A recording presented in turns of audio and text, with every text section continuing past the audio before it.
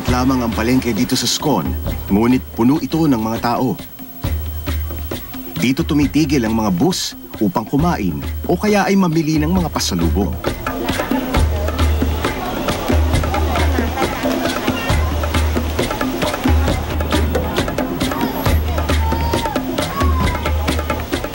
Halos magkakatabi rito ang mga nagtitinda ng sikat na street food sa Cambodia.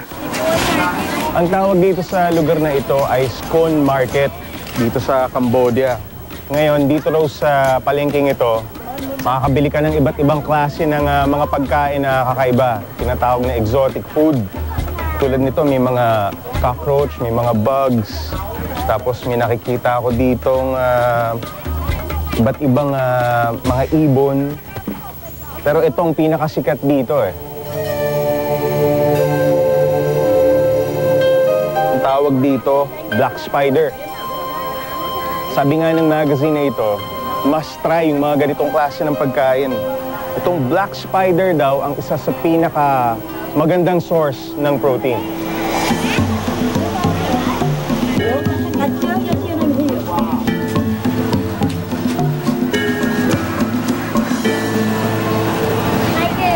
What is that spider? How do you call it? Is it Aping. aping? Yeah. Aping. That's how you call it in Cambodia. Cambodia, aping, yeah. Aping. Yeah. It's called black spiders, right? Yeah. And people eat it? Yeah, the people like to eat the fry, not the real one. Is that poisonous? No. Really? Yeah, when the spider poison or spider bite me fur, but not bite. Stick and a crown cut the thing. Already no bite. It can't bite already? No. Yeah, no. When spider bite, I put in the hand, spider bite me, but not bite. And a lot of tourists come here and to take a look at the spiders. The people been here, he want to hold the spider, take a picture. Can I hold it? Yes, Okay, you okay, can okay. hold. Okay. Yeah, Spider-Man. Oh, wow. Wow. Uh, Spider-Man. Spider-Boy. It's not biting, No bite. Spider-Bite. but it's crawling. So, how old is the spider? Is it really old? I mean, Yeah. huh? This one have the baby. Have eggs. This one is female. It has eggs. Have a lot. Lots of eggs. Yeah, a lot. How do you raise the spiders? Do you have a farm? Do you raise them? No? The boy, the man older Where do you get the spiders? in the ground. Excuse me. Excuse me.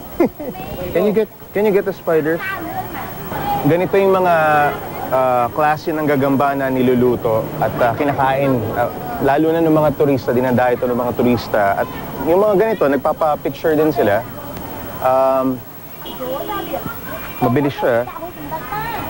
So yan, napakaraming gagamba dito. Niluluto nila, binibenta at dinadayo ng mga turista na nagpupunta dito sa Cambodia. Ang mga gagambang ito, napaka-importante rin ang naging papel sa madilim na bahagi ng kasaysayan ng Cambodia. Sila ang nagsilbing pagkain ng mga nagugutom ng mga residente ng Scone habang nagtatago sa gubat sa panahon ng rehimen ni Pol Pot. Ngunit sa paglipas ng panahon, ang pagkain ng gagamba ay naging bahagi na rin ng pamumuhay sa Cambodia. Kaya naman dinadayo ito ng mga lokal na residente at maging ng mga turista dito sa Scone. Black spider. This is good? Ito yung tinatawag na black spider. Taas daw ang protein nito.